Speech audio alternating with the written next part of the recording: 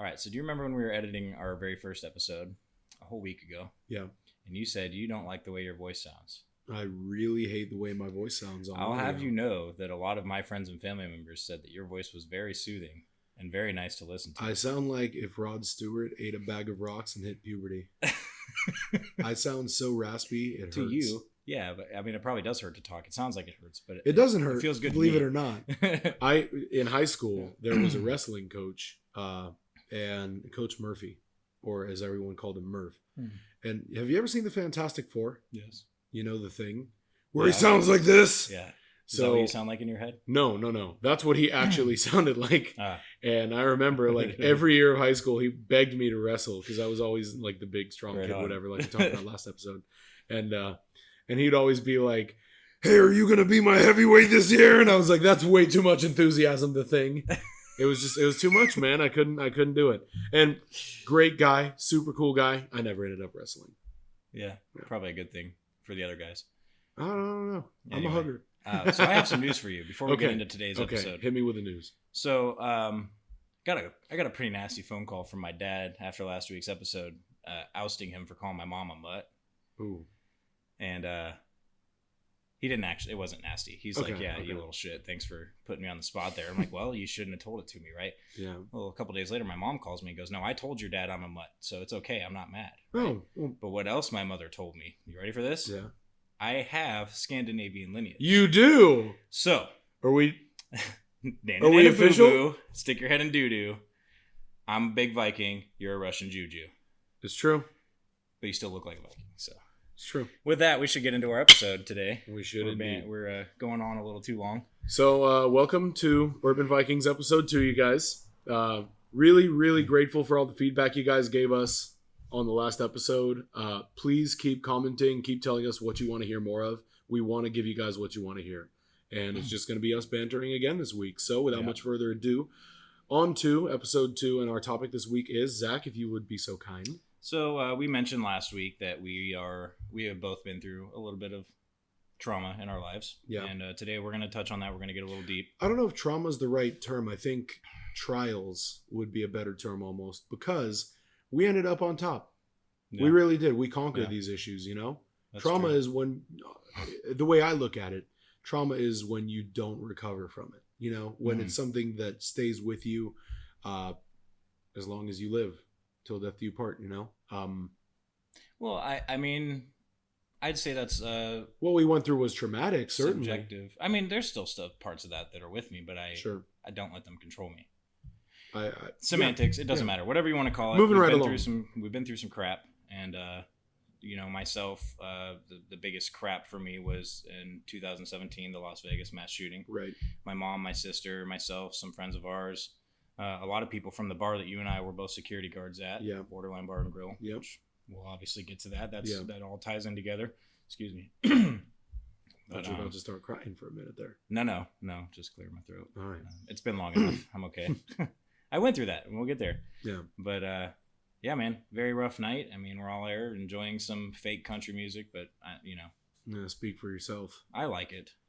You know.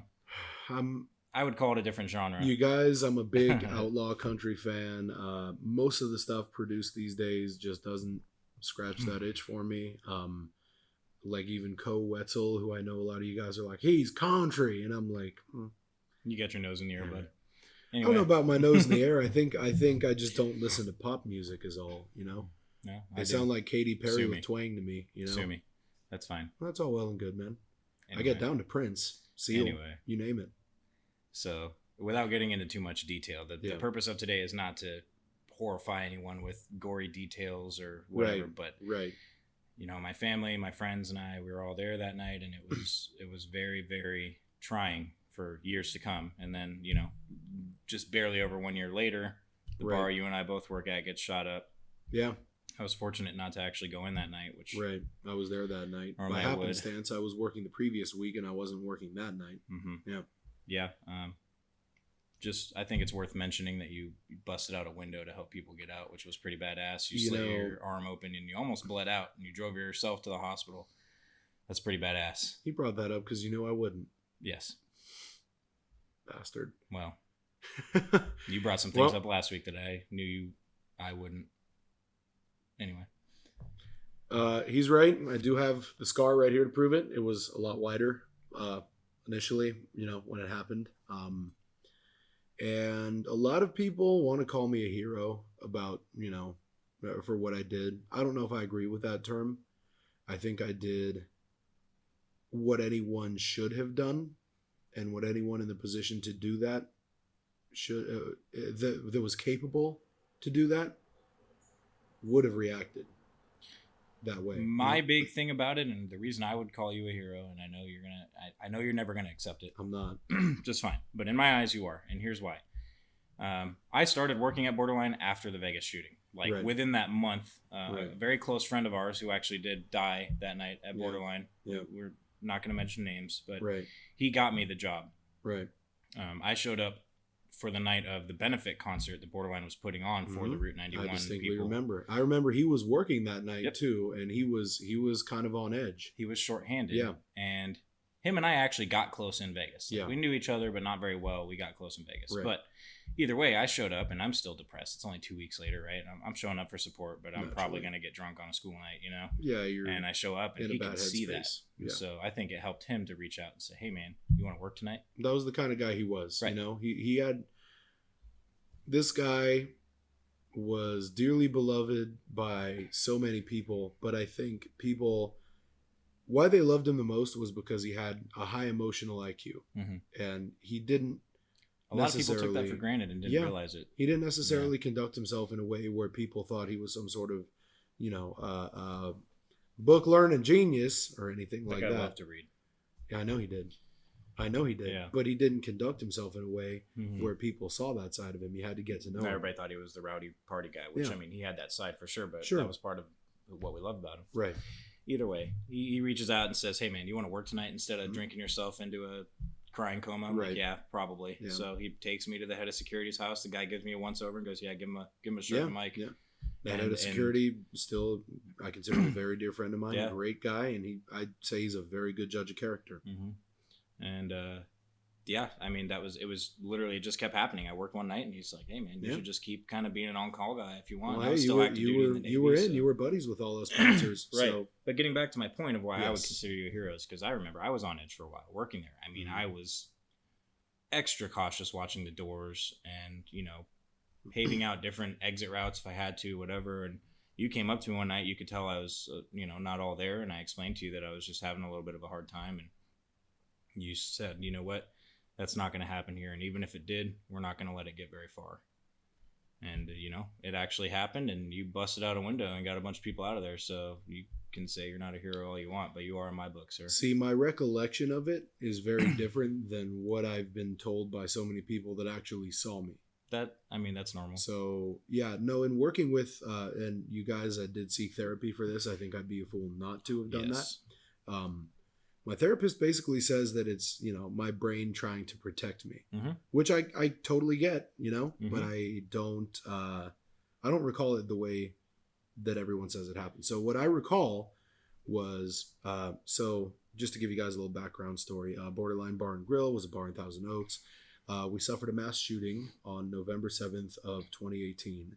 And Zac and I, as well as lots of other people, lost a lot of very dear friends, as well as a place that really felt like home to us.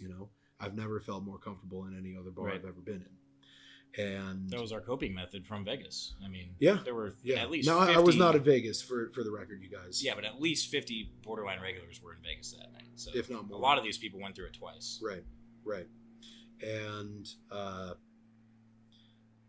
so as I recall, heard the gunshots going off. And first one went off, someone set off a firework in the bathroom or something. Second one went off in rapid succession. I went, that's not fireworks, those are gunshots. Immediately got down. I was at the front door not 30 seconds earlier. And I was actually asking the head of security and the door girl if I could grab them a glass of water before I left. And they were like, sure. So I go to the other side of the bar to get some water from the water cooler. Then I hear the gunshots and I get down and I grab one of those high top tables and kind of pull it down as cover. And I remember looking to the people on either side of me. I can't remember who they were. And I said, "Are you ready?" And they just kind of gave me a look like, "What do you mean?" And then I got up and heroically tried to bench press a window out of its frame. And it didn't work. Unsuccessfully. Yeah. What everyone else says they saw was me getting up with my non-dominant hand, punching out a window, throwing people out of it, jumping out of it. And I'm like, I'm not Superman. I'm not even J.J. Watt, you know? We've all heard about mothers who have bench pressed a car off of their child, you know? Yeah, I just situation. And my therapist says it's my brain protecting me, but I don't know. And there's some validity to that. Can I explain? Please. My mom, my sister, and I, we all went back to Vegas a few times. One of the specific times, though, we went and retraced our steps. We walked all the way to the venue and tried to kind of remember what route we took to escape. And all of us remembered different routes. So I think in those traumatic experiences, your brain really does remember things a certain way. So that's, there's a lot of people arguing about, no, it happened this way, no, it happened that way. Right. You got so much adrenaline flowing, it's hard to know what's real and what's not. Like, you're right. So I mean, there were times where I'm pointing out some details to my mom that my sister remembers. And my mom's like, I don't remember that at all. Her brain shut out more than anybody else's. I only remember a few details of that night, actually. So I remember the guy who told me I was bleeding when I actually did get out of the window. Yeah. Great guy. I remember getting in my Jeep, driving out of the parking lot as Sergeant Ron Helis, whose namesake is on your shirt. I wore this today for that reason. Yep. When he was pulling into the parking lot, I was leaving. Mm-hmm. I was getting the hell out of Dodge. And then I was driving to the hospital. One of the security guys that was working with us that night, he called me. He was at a bar down the street. They ran to safety, him and his brother. Mm-hmm. And he called me and he said, "Hey man, are you okay?" And I was bleeding, driving like this, covering up my wound, while also keeping a hand on the steering wheel. I was doing 90 miles an hour down a residential, well, not residential, but a street, not the freeway, on Moore Park. And he called me to ask if I was okay. And I was like, "How do I get to the hospital?" Right. And I knew how to get to the hospital. But when your brain is in that... Things are different. When you're in that headspace... I don't know about you, but I remember... some very physical reactions to it. Like, I got kind of dizzy. My mouth dried up really, really bad in the middle of the situation. Like, almost like really bad cotton mouth. Yeah. My hands and toes got cold, Yeah.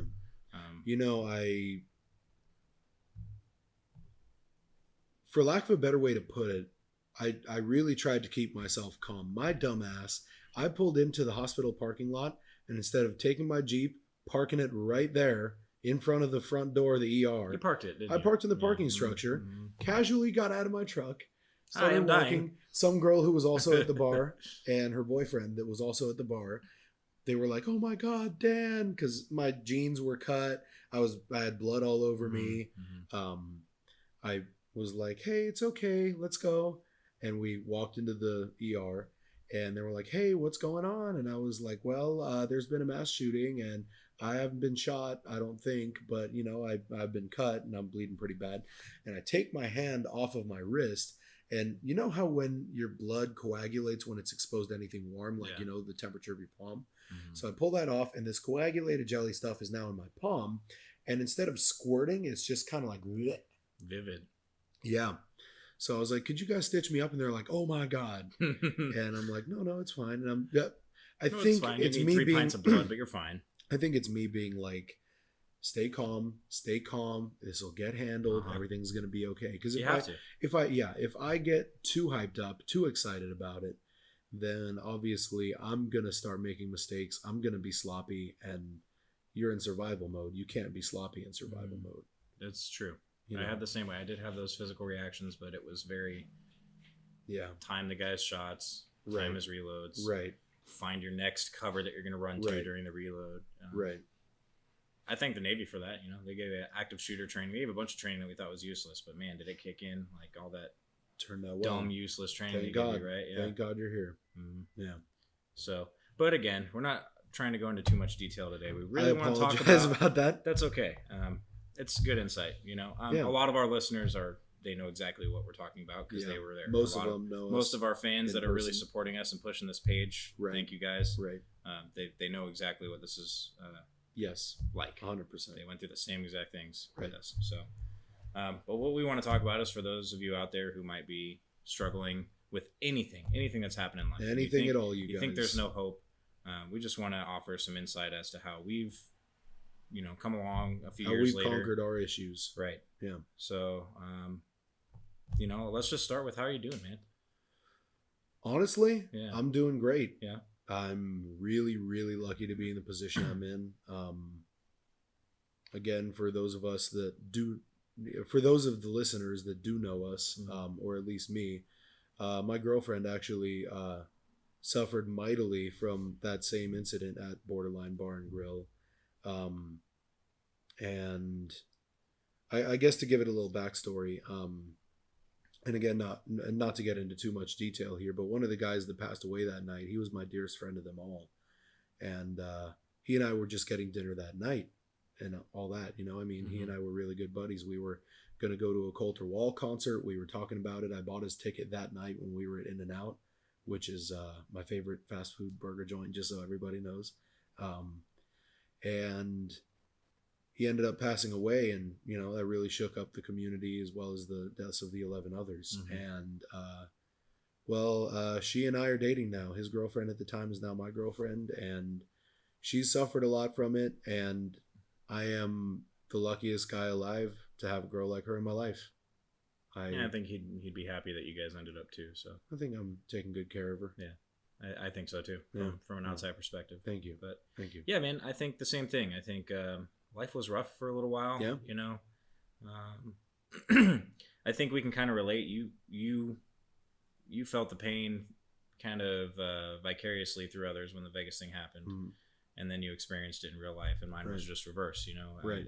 I got the phone call as it was still happening, and I hauled ass there, and I got there right as it was ending, and looking for all of our friends. I was there all night with family members. I mean, that one actually probably hit harder than Vegas, to be honest, because Vegas was terrifying and horrendous, and we thought, oh shit, we might die, but we didn't. And then come to find out, all of our friends we're looking for, most of the ones that I showed up looking for, are gone. Yeah. I think I struggled mentally with that one more than Vegas, to be honest. Is there something in there regarding the helplessness, that feeling where you can't do anything about it? You're not there. Are you some asking ways, if that's sticking around, or no? I'm saying, was that part of why you struggled so mightily with that, with the Borderline shooting? Yes. I think I just struggled because, one, Borderline was our safe place after Vegas. Right. I cling to that unequivocally place, and a lot of people did. Sure. And two, like I said, we actually lost people, and that's my biggest fear, is losing people that I love. I would rather have gone through it all again, the Vegas, and have it gone the same way, than to lose all of these people that I know and love personally and dearly. And that's selfish of me, I know that, and I'm not saying that I wish the people who died did. 100% not. But I understand it, though. It was, mentally, Borderline was a lot harder on me than Vegas. Gut-wrenching. Vegas was more of a shaking off some PTSD type thing. Yeah. Like, a truck backfires on the freeway and I almost crashed my car. That actually happened, or some kids are lighting off fireworks outside, my house, and I strap up and I go up to the window, get in tactical mode, thinking I'm going to see a shootout, and it's just fireworks, that kind of stuff has faded for the most part. Sometimes the crappy thing is, it's never going to leave me. I wouldn't even call them nightmares anymore, but I have dreams where I'm caught up in a mass shooting all the time, and I used to wake up in a sweat, and oh my God, and it would ruin my whole day. And now it's one of those things where I wake up and go, yep, that wasn't real life, and I'm going to live my life. Good. And I have a lot of therapy to thank for that too. Yeah. I do want to touch on some therapists, not specifically, but just I have a lot of friends who are struggling and they don't want to go see a therapist. Right. Can you elaborate a little bit more? Can you explain why? Have they told you why they don't want to go see a therapist? A lot of people. Okay, so you have to understand that therapists are people too. They have their own personalities, 100%. and you have to click. Exactly. You can't just go in and expect, well, you're a therapist, you're going to fix my problems. It doesn't work that way. I've been to a lot of therapists who offer potential remedies for some things I'm struggling with, and either I don't want to try them because I know it's not going to work, or maybe it would work, but I'm too stubborn. It's not something I'm interested in doing. It's not how I want to heal. Right. I have probably seen, I'm 29 years old. I've probably seen 15 therapists in the last 4 years. Yeah. And until you find the one that you're going to click with, it's a constant you're going to feel search. Like therapist it's kind of is like a lost dating cause. almost, you know? You got to find the right one. Right. So that's the first point I want to get at is if you've sought out therapy because you've struggled and you feel like it's not working, find the one that works. Find the one that clicks with you. I find that the biggest thing I need is just to talk about it and have somebody listen. Somebody with an unbiased opinion, somebody who wasn't part of it. Yep. Couldn't agree more. I will say I feel blessed because I feel like this is my new therapy. Yeah, this is really nice. We can come in here and talk about whatever. We can vent about whatever. People, for some reason, want to hear it. I don't get it either, but I'm glad that they do. I love it, and I love them. Yeah. Anyway, yeah, man. So, I mean, I finally, even the therapist that I see now, which I used to see her twice a month, now it's an on-call basis. Hey, I'm struggling a little bit. Can I come in? Yeah. Even her, she tried to, throw some stuff at me, some treatments that I didn't want to do. I didn't want to medicate. I didn't want to try any kind of hypnosis or anything. Right. But unlike all the other therapists, when I told her, hey, that's not my style, she said, okay, what is your style? Rather than I want to come in and I want to bitch and moan to you. And I want you to listen and I want you to offer some just basic scripted bullshit that makes me feel better, right? I think that works for me. I think that's a big issue in therapy these days is a lot of people only want to hear validation. Right. They only want to they want their therapist to validate how they feel and tell them you're strong, you're handling it. Make them feel like they're really doing it. That's not quite what I was looking for. No, I'm not saying you are. I'm just saying. My big thing is I'm walking in with a cup that's overflowing. Sure. And even though it only weighs 16 ounces, it's starting to get heavy. Right. And I need somewhere to do this. Right. Just let a little bit out. That's a very good analogy for that. Right. I like that. I mean, and it works. I always leave feeling better. Even if she tries to put, even if she try, almost every time I go in, she wants to do EMDR. I can't remember what it stands for, but it's... Yeah, no, I tried EMDR once. Doesn't work for me. Yeah, me neither. Yeah. But because I don't when I say, no, I just want to talk, she goes, okay, fair enough. And right. I leave feeling better. We're down to maybe, once every 3 months I call her because I'm having a rough time. But I've just found better outlets. That's the other thing is you don't need a therapist your whole life. No. Go until you don't anymore. I will still call her. Sure. Just because she's an awesome person. And it will still feel good to get in touch. But right. The biggest thing now, man, when I feel some anxiety, I'm blessed to have a gym in my garage. It's really helped. Because I've lately been feeling anxiety for no reason. And that actually is like a snowball effect. Because I'll just be sitting down watching a movie and all of a sudden I'll feel this anxiety. Like your chest tightens up, I'm just like, what's going on? Why? And the big question, why, makes my anxiety worse. It just feeds itself. Yeah. My biggest thing, I come out here and I start working out. I focus on the workout. I focus on the physical pain of, healthy pain. Don't cut yourself. Good pain. Please don't hurt yourself. But what I'm getting at is within 5 minutes of a workout, I've forgotten that I even have anxiety. There's nothing like a little bit of manual labor to really put that kind of stuff to bed. Yeah, I really encourage it. And I know there's some people out there who can't work out or just it's not their thing, but find what is your thing. If If you like painting, go paint. Paint whatever. Outlet. Paint find your outlet, people. Dark, light, I don't care. Like whatever you want to paint. 1,000%. You like to golf, go golfing. Yeah. Anything. Just whatever you enjoy doing in life. Actually, I've watched a lot of young guys our age go out and really fall in love with golfing. I love golfing. Yeah. Well, okay. I'll put it like this. Golf is fun for me. Yeah. But I'm the worst golfer you've ever met in your life. Bar none. We'll have to put that to the test. Okay. One of these days, we might have to do a golf episode. Okay. Oh, yeah. That would be great. That'd be cool. Val, what you think? All right. Val's our camera guy, you guys. He's wonderful. Yeah, camera guy. Producer. Yeah. We might be in a garage, but this is highbrow stuff. This is legitimate, and it's only going to get better. You just watch. I'm really, really excited for what the future holds. So I'm super down for a golf episode. Yeah, that'd be great. Yeah, my thing is I've been playing the game since I was like 8 years old. Oh, I should be way better than I am. Smoke me. I mean, I'm better than your typical person who just like goes golfing once a month. But I should be in the tour for how much golf I've played. I have a dear friend who will not be named. Who their dad said, "Yeah, you can use these drivers. I don't care about them," which is a good thing that he didn't care about them, because he let me use those drivers at the driving range. And consecutive swings, I broke them. Yeah. Did you break them because you were angry that you kept missing? You broke them over a light pole? Or No, I broke them because they broke. Guy next to his head. They were shoddy engineering. That's what I'm going to say. Yeah, engineering. Yeah, I don't know much about engineering. Nothing to do with fundamentals. No, my fundamentals are, as you can see, perfect. So my biggest point that I want to get back to is just please go see a therapist if you're struggling, and please find something. Find your outlet, you guys. Don't call it a distraction. Call it an outlet. Call it something. Passion. Because whatever. For me, anxiety doesn't go away until I do something about it. Sitting there on the couch wondering why I have anxiety is not the right thing to do about it. Yeah. And I think the more you dwell on that, the further you fall into that hole. Right. And I have some friends who really, really struggle with anxiety, and we're still working on finding them an outlet. So this isn't a cure-all, but you have to start somewhere. I think once they do find their outlet, it would be interesting to observe how they react to it. Yeah. That was one last point that I want to make before we start talking about, how you kind of cope. Yeah. I wanted to put out that if anybody's struggling and wants to reach out to us, please send us an email. You guys. burbanvikings@gmail.com. You can reach us on the Facebook page. Yep. We also have an Instagram page that we just put up. Correct. Yep. Yeah, we'll plug that at the end. Yeah, we'll send the link. We'll have links and all that stuff. But I'm just saying, reach out in any way you can. We want to make sure we're here for you guys. Humble people, and I love. Part of my therapy is helping other people get through their shit. I think makes me feel like I'm significant in somebody else's life. So that actually kind of ties into how I've been. So let's go.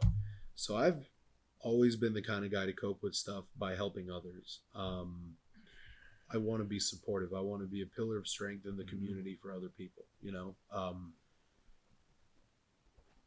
It not just with this particular situation that I experienced with the borderline shooting, but with any kind of stress that anyone undergoes. I always try to be there and be helpful in any way that I can, be an ear to listen, be the shoulder to cry on, but also kind of help them, kind of like you wanted to help these people find their outlet.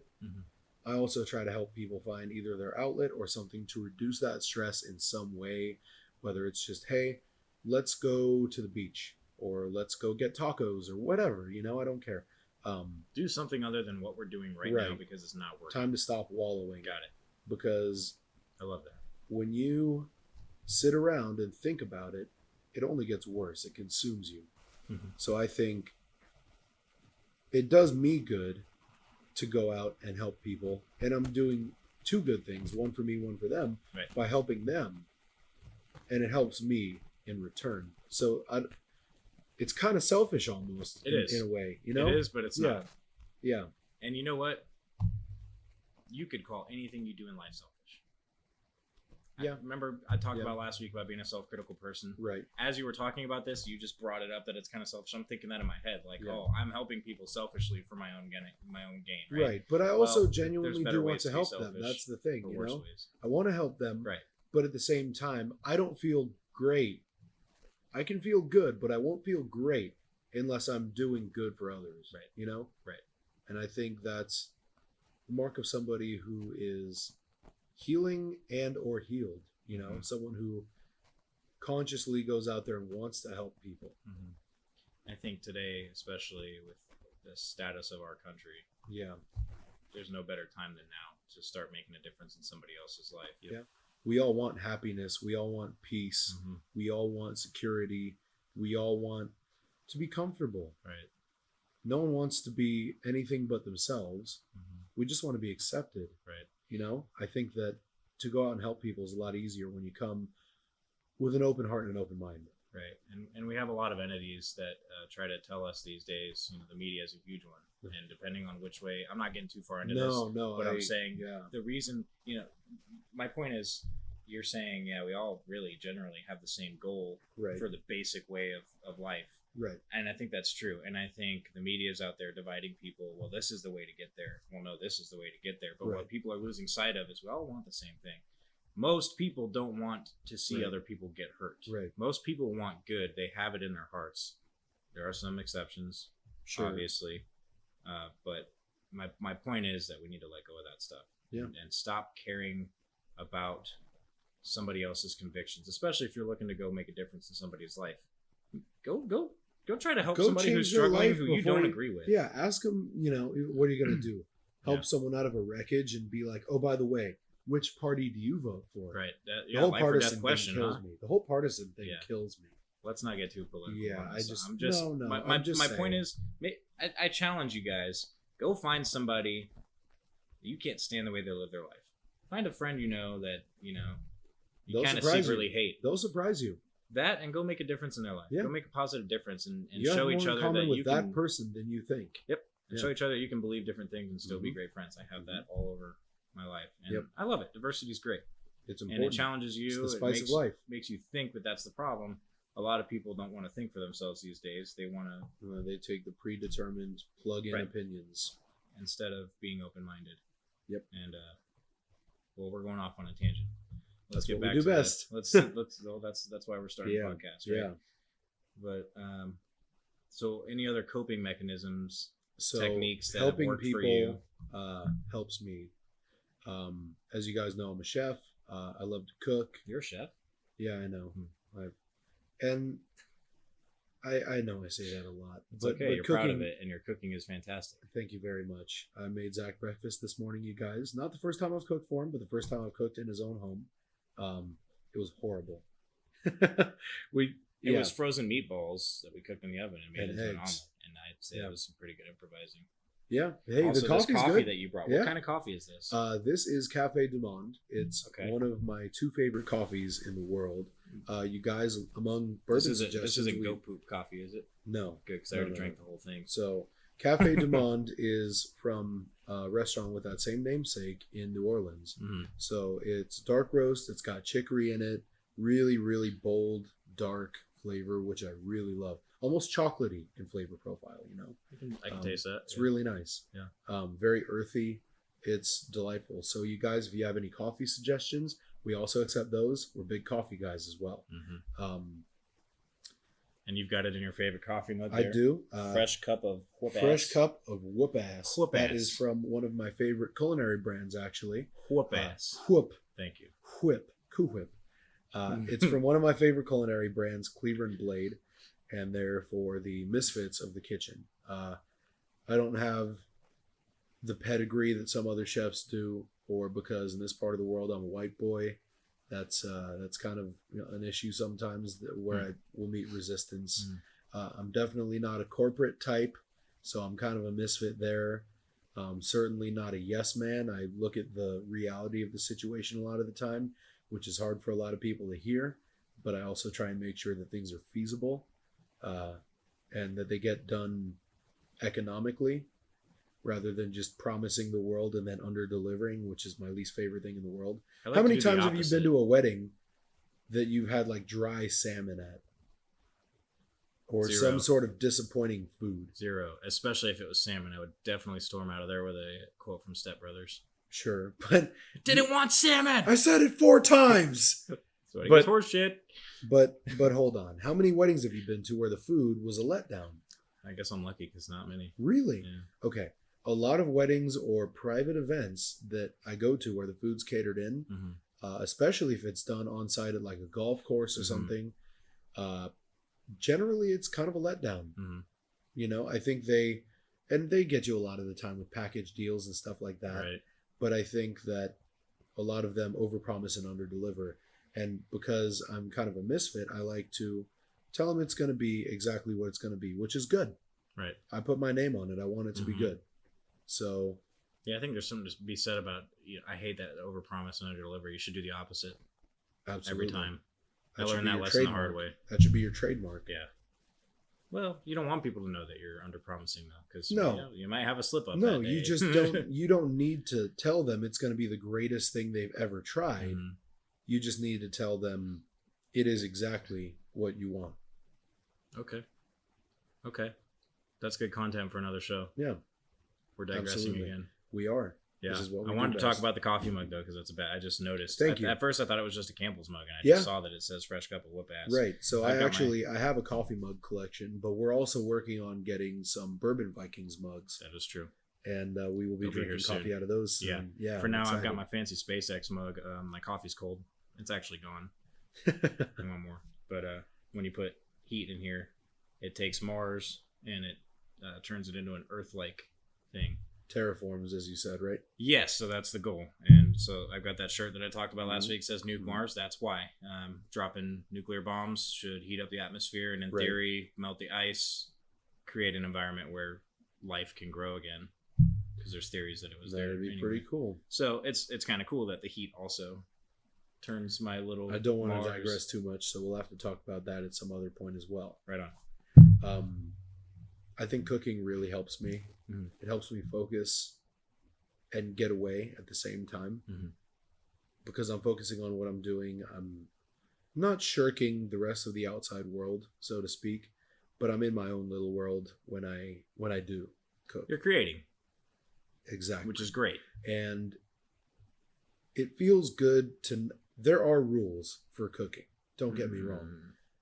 There are some things David Chang suggests otherwise. David Chang does suggest otherwise, and that man knows more than me about food. No doubt. But I think there are some ways where you can make... There are only so many ways to make a roux. You can thicken a sauce with different things than a roux. You can thicken it with a slurry. You can reduce it. But I'm going to pretend and speak that language. You can emulsify things. But regardless, all I'm saying is there are certain rules to a degree.